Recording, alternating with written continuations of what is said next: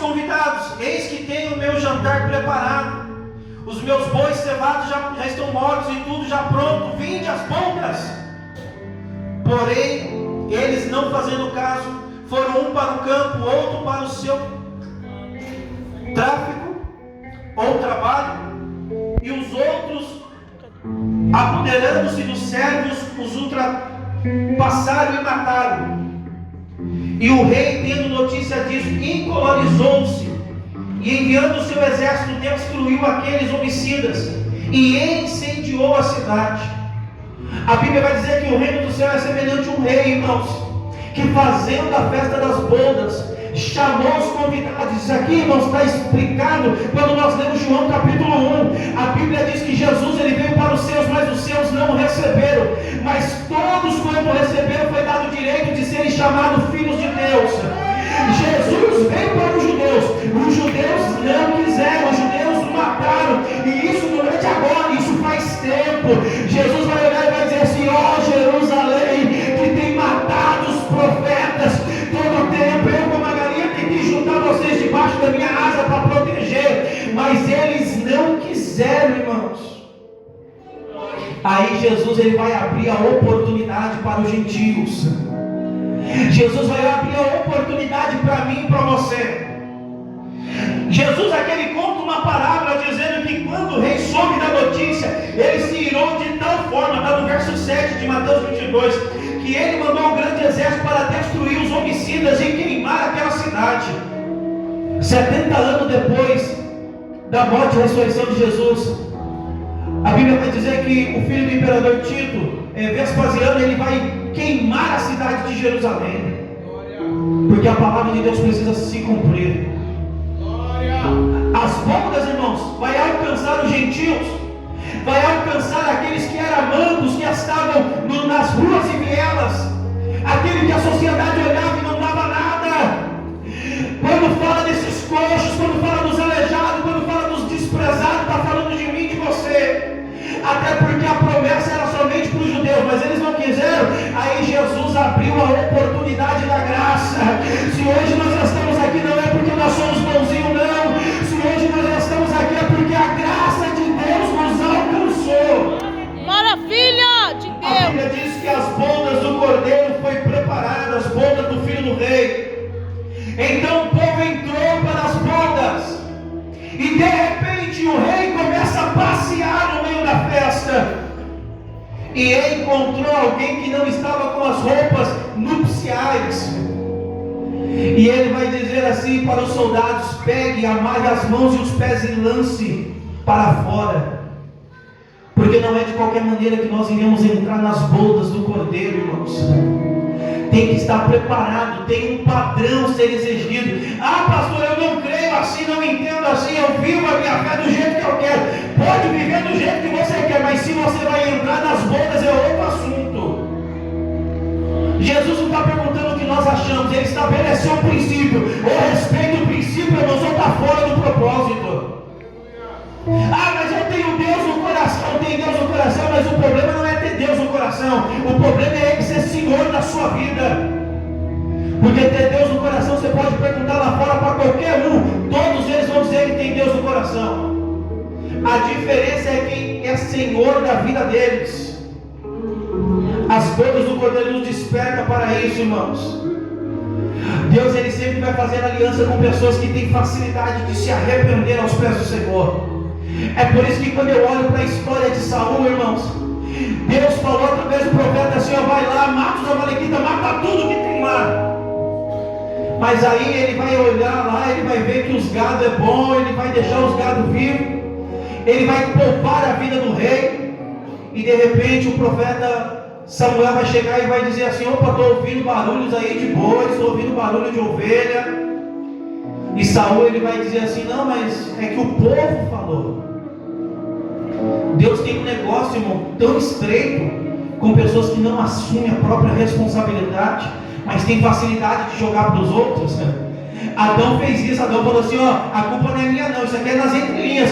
Adão falou: a culpa não é minha não, a culpa é da mulher que o Senhor me deu. Adão estava falando assim: eu estava bem quando eu estava sozinho, só foi o Senhor colocar o dedo e me deu uma mulher que o negócio desandou. Saul falou assim: é o povo que falou para poupar. Aí Deus vai retirar o espírito que estava sobre Saul. Mas quando nós olhamos para a vida de Samuel, irmãos, ou melhor, quando nós olhamos para a vida de Davi, Davi nos ensina tanto. Porque Davi, como eu e você, que às vezes nós pecamos, e Davi também, ele pecou. Mas quando Deus envia um profeta para poder repreender Davi, Davi vai olhar e vai ouvir tudo aquilo que o profeta Natan está dizendo. O profeta Natan vai falar assim: olha, Davi, tem um homem rico aí, que ele recebeu um amigo que veio de viagem, e esse homem rico, ele tem muitas ovelhas. Mas quando esse amigo dele rico chegou, ele foi lá naquele outro servo que só tem uma ovelha, que cuida com muito carinho, com muito zelo. Ele pega aquela ovelha, ele mata e alimenta o seu amigo. Davi, irmãos, ele se irou com aquela palavra, com aquela parábola, com aquela ilustração. E Davi olhou para Natan e falou assim: esse homem é digno de morte. Fala para mim quem é esse homem. Eu imagino, irmãos, Natan olhando para Davi. Eu imagino Natan olhando para Davi e falando assim: quer que fala mesmo, rei? E o rei falando: fala Natan, fala quem é este homem, porque nós iremos agir de justiça, nós iremos matar este homem. Então Natan vai colocar um dedo na cara do rei e vai dizer assim: olha, rei, este homem é o Senhor. Aí naquele momento Davi vai se render, irmãos. Davi vai se quebrantar na presença de Deus, porque Deus vai tomar a vida de Natan e vai dizer assim: assim diz o Senhor, eu foi quem te tirei do meio das ovelhas, das malhadas.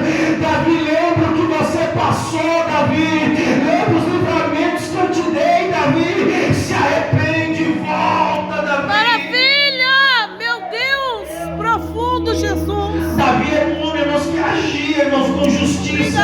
Obrigada, Deus. E cuidado. Sabe aquele ditado no mundo secular: quem tem telhado de vidro não taca a pedra no telhado dos outros? Porque da mesma forma que você tem facilidade para apontar alguém, cuidado, Deus também vai permitir que alguém aponte o seu pecado, que alguém aponte a sua falha, porque nós não estamos aqui para apontar, nós estamos aqui para orar. Aleluia, Jesus, glória. Davi, irmãos, ele se arrepende. Eu queria que quando terminasse esse culto, você fosse para sua casa, você lesse o Salmo 32 e o Salmo 51. Lê lá e você vai ver como que está o coração de Davi. Porque a Bíblia diz assim: olha, aquele que encobre os teus pecados, esse não prospera. Mas aquele que se arrepende e abandona, alcança misericórdia. Para alcançar misericórdia tem que abandonar o pecado, irmãos. Viver a liberdade da graça é fácil. Viver aquilo que Jesus tem preparado para nós é fácil, irmãos. Basta obedecer. Seja obediente à palavra de Deus, para que você possa declarar que nenhuma condenação há para aqueles que estão em Cristo Jesus. Mas tem que dar de fato e de verdade. Tem que abandonar os pecadinhos de estimação. Tem que deixar aquelas coisas que te afastam da presença de Deus e ir embora. Porque quem nasce da água e do Espírito, quando erra, irmãos, não é a outra pessoa que corrige você, mas é o Espírito Santo que chega para você e fala assim: está errado, volta lá e pede perdão. Sabe quando você comete alguma coisa errada, quando você pisa no tomate, aí de repente alguma coisa na sua mente começa a falar assim: olha, você precisa orar mais. Vai orar, vai jejuar. Irmãos, a rede social é coisa linda, irmãos. Internet é uma bênção, mas às vezes, irmãos, traz um mal terrível para a nossa vida.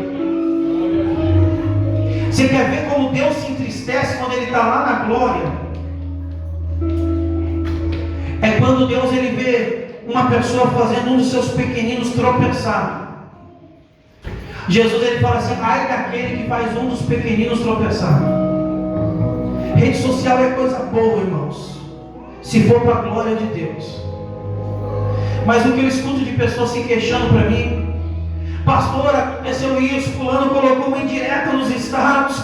Pastor, aconteceu isso, pessoa jogou indireta através do Facebook. E nós vemos pessoas que saem da igreja, nós vemos pessoas que abandonam a fé, porque não conseguiu viver a pressão das redes sociais. Tem pessoas que vêm para a igreja, vê a cadeira vazia, não se importa.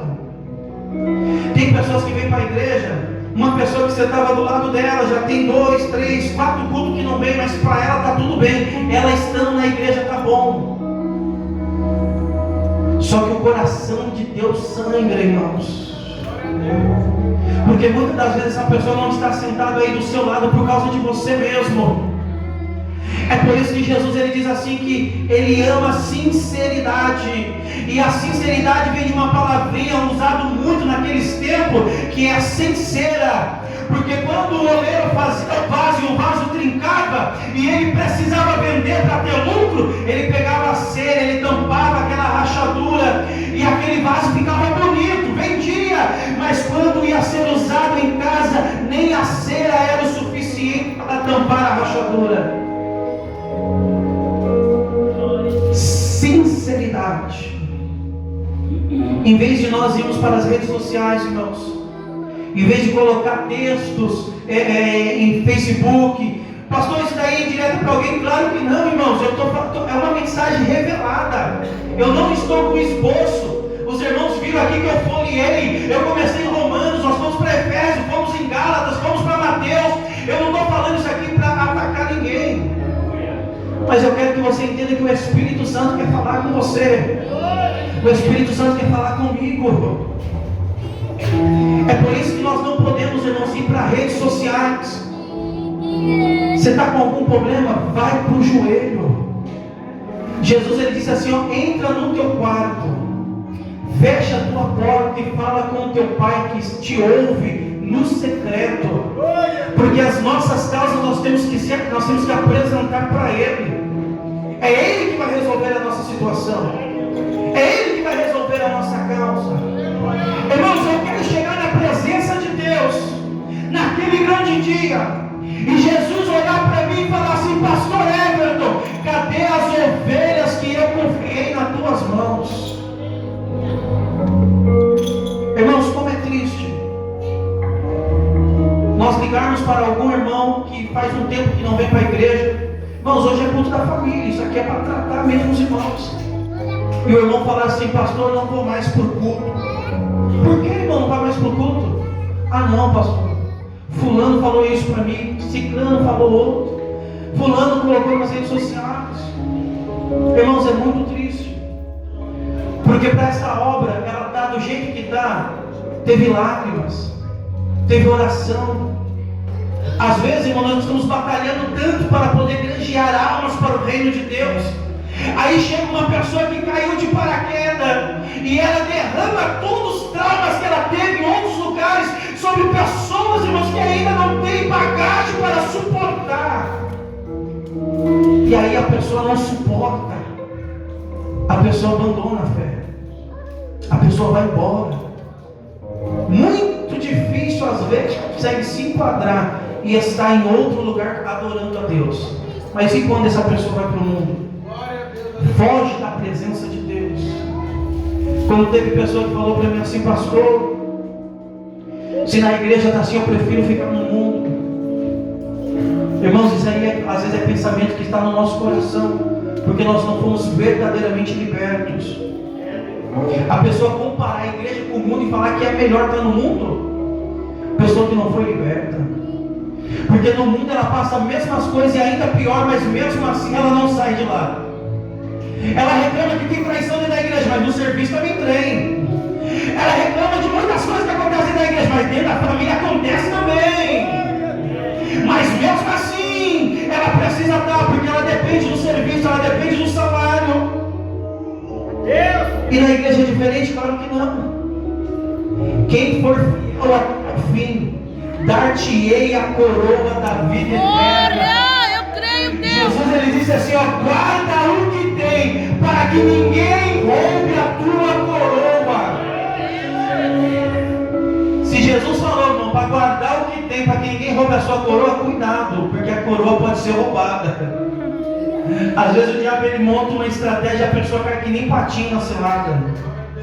Permaneça firme na presença de Deus. Não abandone a sua fé.